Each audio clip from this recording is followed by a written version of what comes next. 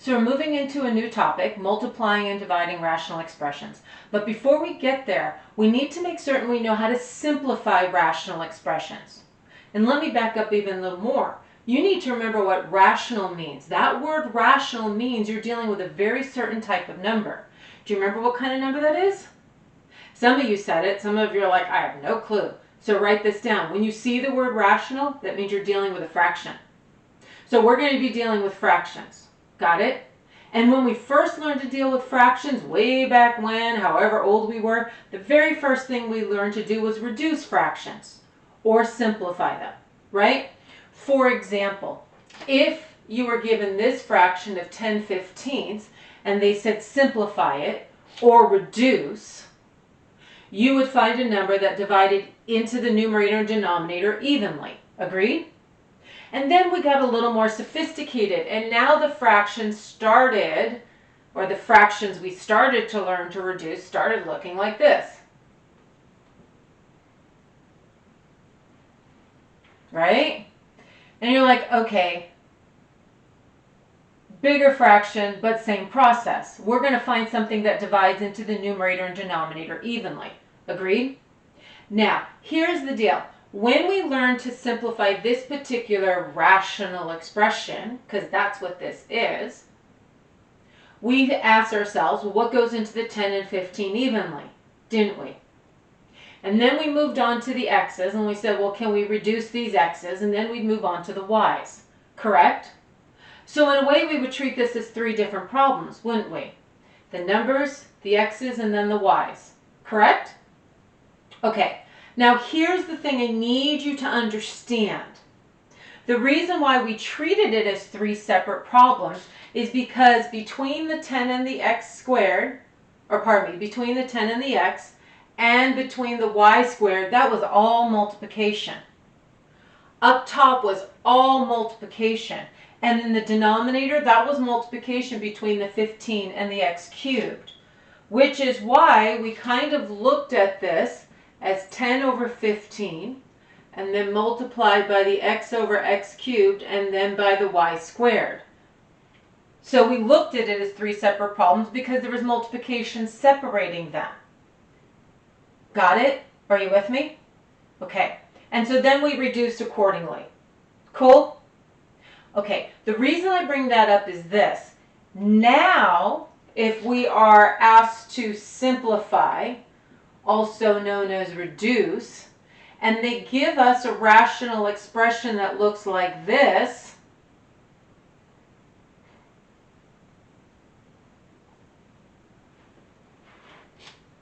we have to ask ourselves,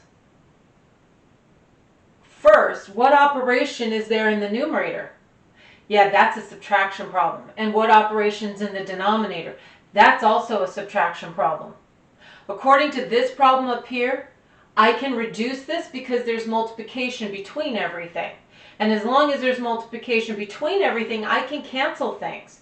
But here is subtraction in between them. I can't do a darn thing with this. So, my question to you is this. What process do you already know that will take any addition or subtraction problems and turn them into multiplication problems? Any idea? Give you a hint. 6 letters, starts with an F. There you go, factor. Because the job of factoring is this, and maybe you want to write this down. The job of factoring is to take any addition or subtraction problems and turn them into multiplication problems. That is its job. Got it? That is its only job, to take addition and subtraction problems and turn them into multiplication. Cool? Okay, so now let's look at the numerator, because it looks like we have two factoring problems to work on. So numerator goes first. Why? Just because it's written first. No other reason. So when I take a look at the numerator, remember the first step of factoring is to try to take out what's in common. Anything in common? Yeah, 6. And what remains? Y minus 3. Excellent. And the denominator, anything in common? Yes, a 2. And y minus 3 remains. This is why factoring is extremely important and never goes away, because I need it to do other processes. If I don't know how to factor, I'm not going to be able to do this particular process. So please, if you need help on factoring, go back and review previous video lectures on factoring. Good? Okay, so now, notice, there is multiplication separating the 6 in the parentheses and between the 2 in the parentheses, which means we can actually cancel. We can actually cancel those parentheses because they're exactly the same. And that leaves me with 6 over 2, doesn't it? Well, 6 over 2 reduces, yes? Good, to 3. So in this case, this rational expression simplify or reduce down to 3. Good? Okay, got another one for you.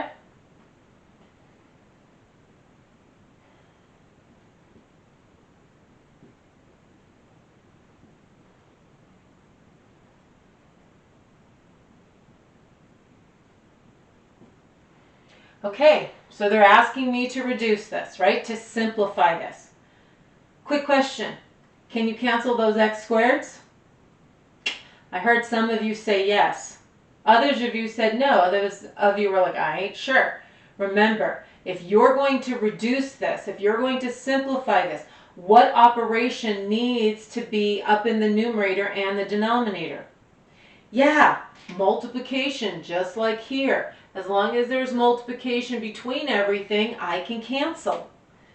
There isn't multiplication here. That's a subtraction problem.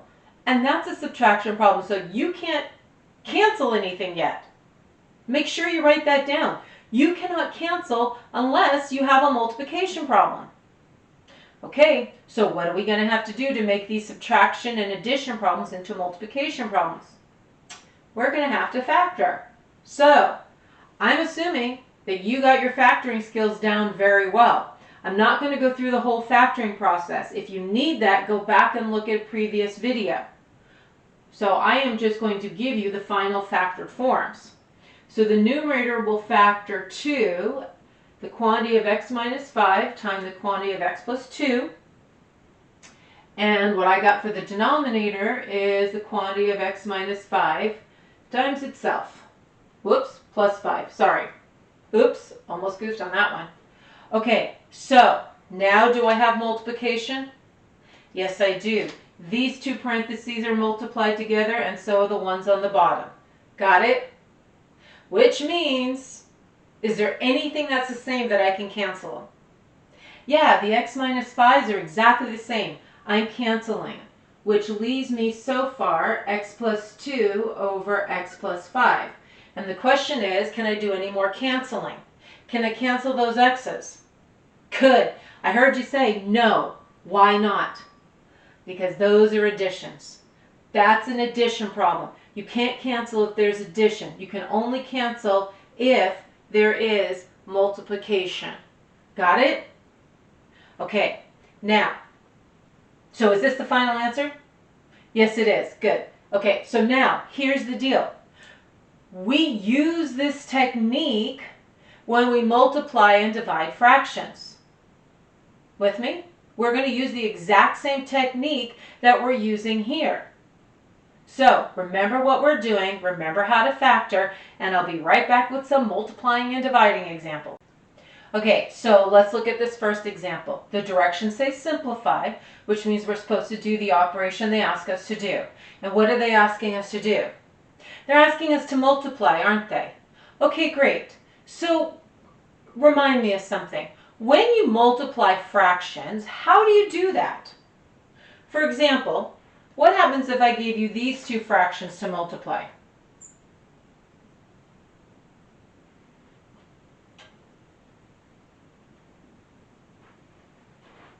What would you do? Some of you are saying multiply 10 times 35 and 15 times 14. Got it. And then what? Oh, and then you reduce at the end? Okay, got it. But can't we approach this a different way?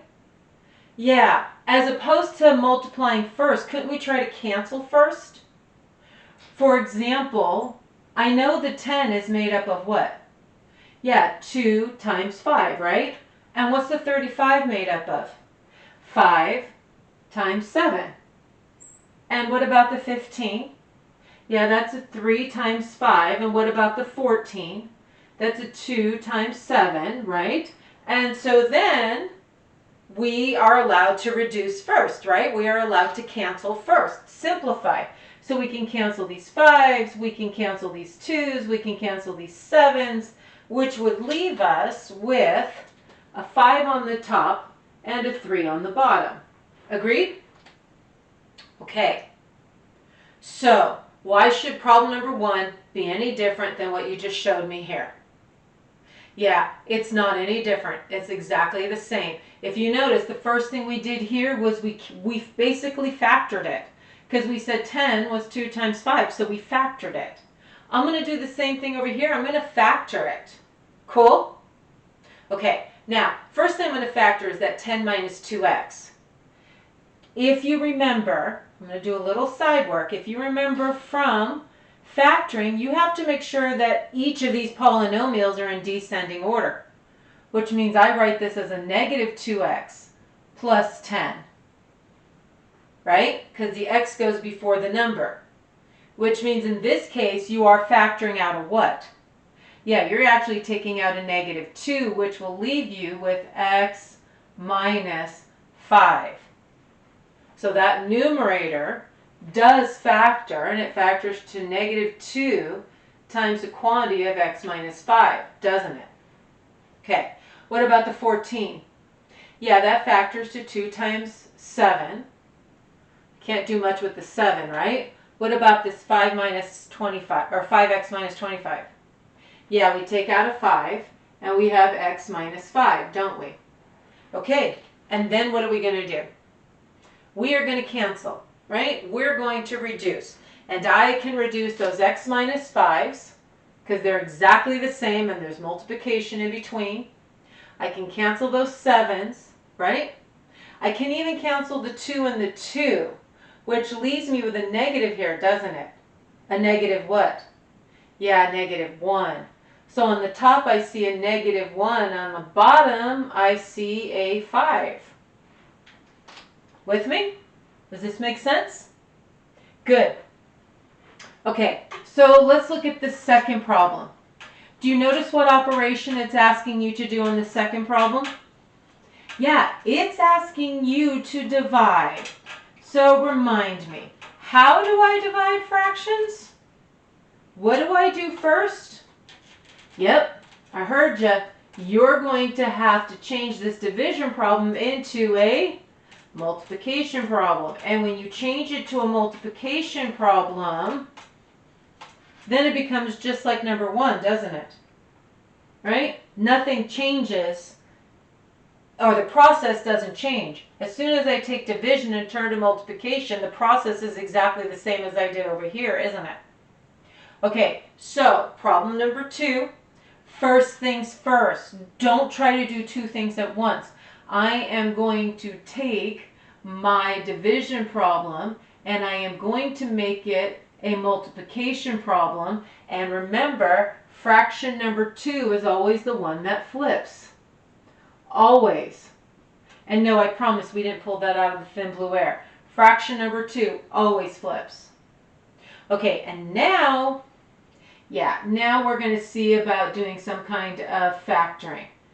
And the bottom, good, that factors to a plus 2 quantity times the quantity of a minus 2.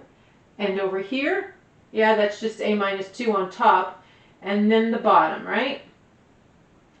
Okay, so talk to me. What's going to happen? Okay, some of you are like, hey, those a minus 2's cancel. Great, let's get them out of the way. What else? Yeah, I see the 6 and I see that 3. 3 cancels and the 6 becomes a 2. Excellent. Yeah, this is all multiplication, so you can see this a down on the bottom is going to cancel, which just leaves you an a up at the top, right? And the b squares will drop out, won't they? Okay, anything else? I don't see anything else either. Okay, so let's look. On the top I have a 2a, And on the bottom, I have an a plus 2. And now my question to you is this. Can you reduce that? Some of you are saying yes, and if you're saying yes, your brains are fooling you. Because my question to you is this. This is addition here, isn't it? Since there's addition, can I cancel either of these two with anything on the top? No. Addition acts like super glue. Once they're super glued, you can't pull them apart. They're stuck together for life. The only way to cancel the super glue problems is to have another super glue to cancel it with. Exactly the same super glue, I should say. Cool? Okay, awesome. Hang in there. Got another example for us. All right, problem number 3. It's a multiplication problem, correct? I'm multiplying fractions, aren't I? So what should I try to do first to make my life easier? Yeah, I should try to do some canceling. But remember, the only time you can cancel is if you have what operation? Yeah, multiplication. So if I look at the first numerator, what operation do I have? I got a subtraction problem up there. That ain't multiplication. So how do I make subtraction into multiplication? If possible, I'm going to factor it. So look at that numerator. Can we factor? Yes, we can. So we can, that's right, reduce it first, so to speak. Try to take out what's in common. That's the very first step of factoring. So it looks like there's a 4 and an a. You can factor out of the numerator. And what remains? Good. A minus 2. And on the bottom, like, what do I do with that? Well, remember, that's 4 terms, isn't it? So let me put this over here. You have to remember how to factor 4 terms. Yeah. Whoops, sorry, that's an A. You do what to factor 4 terms? That's right, you pair them up, don't you? So I'm going to pair up these two and the last two. I'm going to group them. That's what the authors call it. So out of the first pair, take out a B. What remains? A minus 2.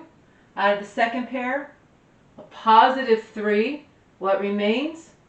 A minus 2, which leaves me with the B plus 3 times the quantity of A minus 2. So there's your denominator, isn't it? Okay, so you have to remember, if they give you 4 terms already, all you got to do is group it. They made your life easy. Okay, how about this numerator? Good, take out an 8. What remains? B plus 3. And what about that denominator? Take out a 3, and what remains is A plus 2. Excellent. And now the question is, can I do any reducing? Because I have a bunch of multiplication problems now, which is exactly what I need. Yeah, to me, this is the fun part. So I'm noticing the A minus 2's will cancel. The B plus 3's will cancel. And, okay, so sometimes I have to write down what remains because the crossing out makes it a little convoluted. So I'm noticing I have a 4A and an 8 on the top. And yes, there's multiplication in between. And on the bottom, I have a 3 and an A plus 2. Okay. Any more reducing or canceling I can do here? Yeah, I don't see anything either. So on the top, we have 32A. And on the bottom, now, depends on the authors of the book. Most authors will just leave it as 3 times the quantity of A plus 2. Very rarely will they write the bottom as 3A plus 6. But if they do, you know how to distribute that. Cool? Hang in there. Got another one. Okay, problem number 4 is a division problem, which means how do you divide fractions? Good. You have to multiply by the reciprocal of fraction number 2. First things first. You need to not do 2 steps at once, and you need to make this division problem into a multiplication problem. So, fraction number 2 flips. So on the top goes 4x squared plus 19x plus the 12. And then the bottom was the 4x squared minus 5x minus 6. And then, question, Can I cancel the 4x squareds? Correct, you cannot. Why? Because that's a bunch of addition and subtraction going on. You can't do that. They're glued together. They're super glued together. So you need to have what operation if you're going to do any kind of canceling? You need multiplication to do any kind of canceling. Alrighty then. Which means I've got to factor each of these 4, don't I? Alright, so I'm going to remind you one time. Let's see what you got. Let's take that 3x squared plus x minus 14, and we're going to factor it. Remember, we have to take 3 terms and make them into 4. So the first thing you do is 3 times negative 14. What's 3 times negative 14? Yeah, negative 42. So I need all the combinations that multiply to negative 42, right? Okay, so I'm going to start writing them down. And then I'm going to find one, hopefully, because it doesn't, that's a positive 21. That doesn't always happen. But I'm hoping I'm going to find a combination that adds to a positive 1, right? 4 doesn't go in there, 5 does, 6. 6 goes in there. I just found it. A negative 6 plus 7 gives me the 1, doesn't it? Okay, so remember, out goes the positive x, and in goes the negative 6x and the positive 7, and then minus the 14, and then we get to, that's right, we get to pair them up, we get to group them up.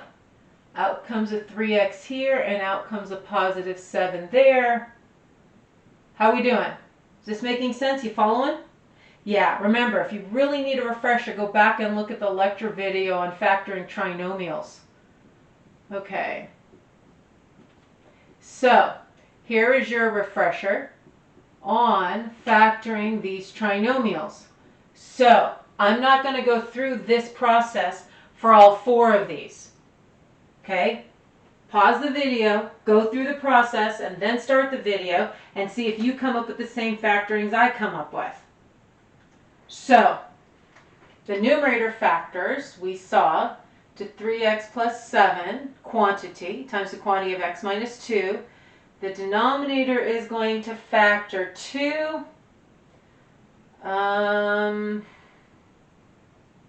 Yeah. That's the denominator. Okay? By the way, when I first learned to factor, I learned to factor using what's called the Hunt and Peck method. So you might be going, what the heck is she doing? Well, don't worry about it. I don't recommend learning factoring using the Hunt and Peck method. I recommend learning factoring like I just showed you over here and like I showed you in a previous lecture, because it's a little more concrete. The process I learned is pretty ambiguous. Okay, so let's see.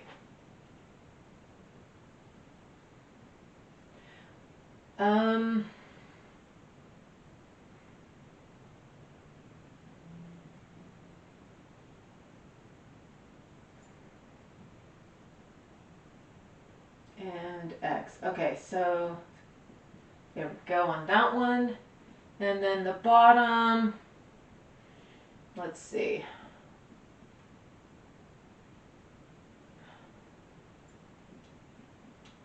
Okay. Good. Again, I suggested that you pause the video, go back, and do this process for the other 3 to make sure you agree with my factoring. Cool? Okay, so doing one quick double check, and we're good to go. So, let's cancel. This is the fun. I see 4x plus 3's right away. I see x plus 4's right away. I see x minus 2's. And so it looks like I'm left with 3x plus 7 on the top and a 6x minus 1 on the bottom. Question, can I cancel the 3x and the 6x? Good, you cannot. Why?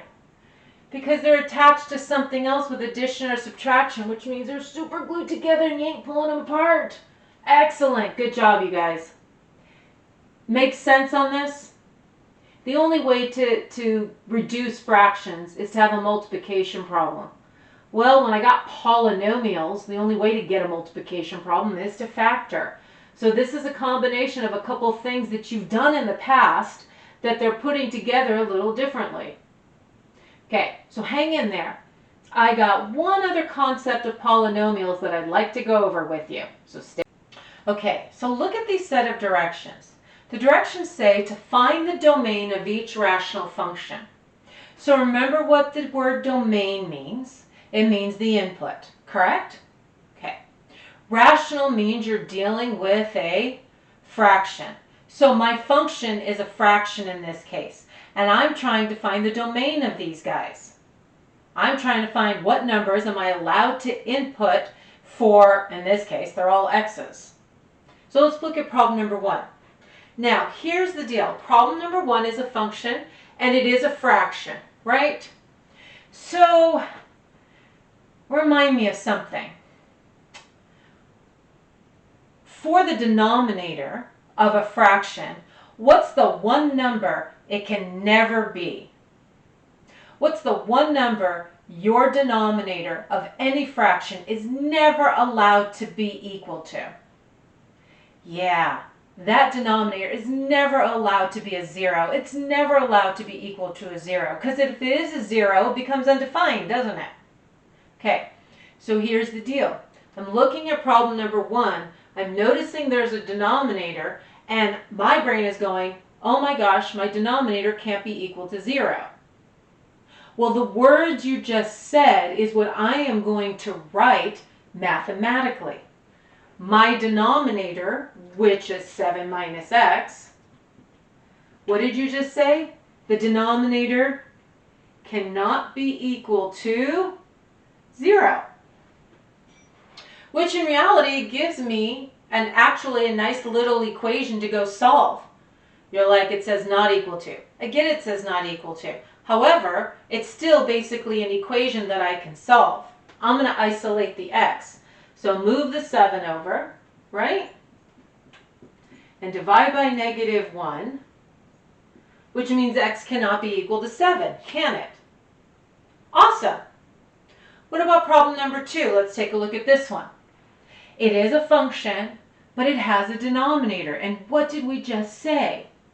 Yeah, we just said the denominator is not allowed to be equal to 0, which means my denominator, which in this case is 2x plus 5, cannot be equal to 0. Excellent. And so now I'm going to go isolate the x. We're going to move the 5 over, right? We're going to divide by 2, correct? Which means your x in this case can't be a -5/2. I can plug in any number I want for x but the -5/2. I can plug in any number for x I want over here but a +7. Okay, so let's look at this third one. I do have a denominator, don't I? Now here's the question. Does the denominator have a variable? No, it doesn't. So, just bear with me, just watch. If I take this denominator and not equal it to 0, that kind of doesn't make any sense, does it? There's no x with the 4, there's no x to solve for. I know 4 isn't equal to 0. This makes no sense. This denominator has no variable, which means this denominator is not going to change whatsoever. This denominator will always remain a 4. Are you with me? Okay. Now, let me show you how to write your answers. We're going to write it in what's called set notation. Now, we've talked about this before, but please make certain you take your notes on what I'm saying, because if you can say it correctly, I can write it correctly. So watch. So, the answer here, since we're writing it in set notation, we're going to say the set, that's how you read those braces, of what variable? Good, x. So the set of x such that. That's what that straight line translates to, such that. So the set of x such that x is a real number and x cannot equal 7. And I would have written this all in one line, but I ran out of room. Good. The set of x such that x is a real number and x can't be equal to 7. Let's look at problem number 2. Let's write the answer. I'm writing it in set notation, so how do I start? Good. The set of x, because that's the variable I'm dealing with, the set of x such that x is a real number and x cannot be equal to a negative 5/2. Cool? Again, I would have written it all in one line, but I ran out of board space. Okay, what about this third one? Did we have any x here? Yeah, you're like that 4 wasn't going to change. That's right. So did I have anything like numbers 1 or 2? Nope. So in this case, it's the set of x such that x is a real number. My x can be any real number at once. I'm not kicking anybody out, so to speak. Cool? Okay, so you have fun with finding domains as well as multiplying and dividing fractions, and I'll catch you on the flip side.